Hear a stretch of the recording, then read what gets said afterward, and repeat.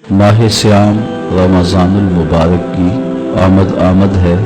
اس ماہ سیام کا استقبال تقوی سے، اشتیاق سے، محبت سے کیا جائے۔ جنت تو جنت ہے، لیکن پورے 11 ماہ جنت کی آرائش و زیبائش ہوتی رہتی ہے، صرف ماہ سیام کے استقبال کے۔ ماہ سیام آتا ہے تو جنت کے 8 دروازے کھول دیے جاتے ہیں۔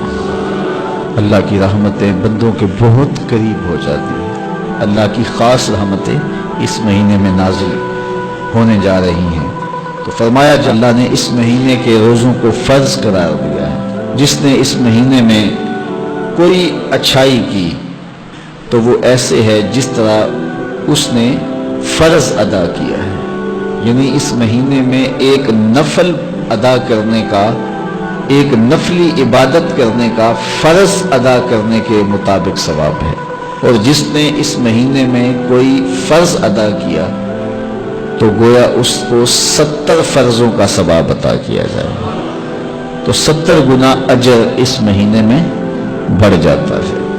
تو رحمتوں کی لوٹ سے لگی ہے نا اس مہینے میں۔ آقا کریم نے ارشاد فرمایا اور وہ صبر کا مہینہ ہے، اور صبر کا ثواب سیدھا سیدھا جنت ہے۔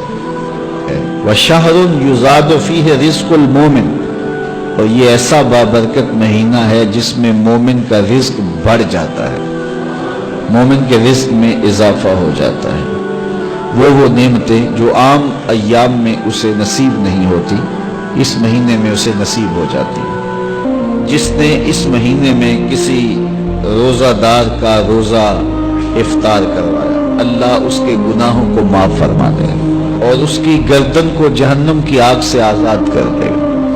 کہتے ہیں ہم نے حضور کی بارگاہ میں عرض کی، حضرت سلمان فارسی کہتے ہیں حضور ہم میں سے سارے لوگ تو یہ استطاعت نہیں رکھتے کہ وہ کسی کو روزہ افطار کروائیں، یہ تو پھر عمرا ہی بازی لے جائیں گے۔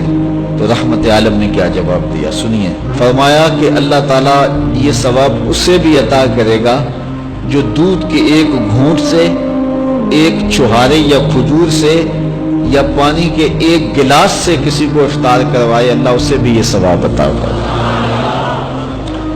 تو یہ تو اس کی کرم نوازی ہے، اس کی رحمتوں کا باڑا بٹ رہا ہے۔ ہاں اگر کسی نے کسی کو سیراب ہو کر کے روزہ افطار کروایا، سیراب کر کے اچھا دسترخوان لگایا، انواع و اقسام کی چیزیں رکھیں، وہ رج گیا تو ثواب تو اسے بھی مل گیا جس نے پانی کا گھونٹ پلایا، جس نے دودھ کا گھونٹ دے دیا، جس نے چھہارا دے دیا، کھجور دے دی۔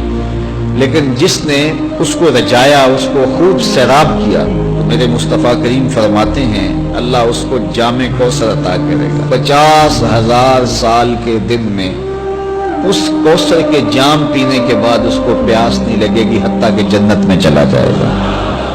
اللہ کی رضا کے لیے ماہ سیام میں لوگوں کے روزے افطار کروائیں۔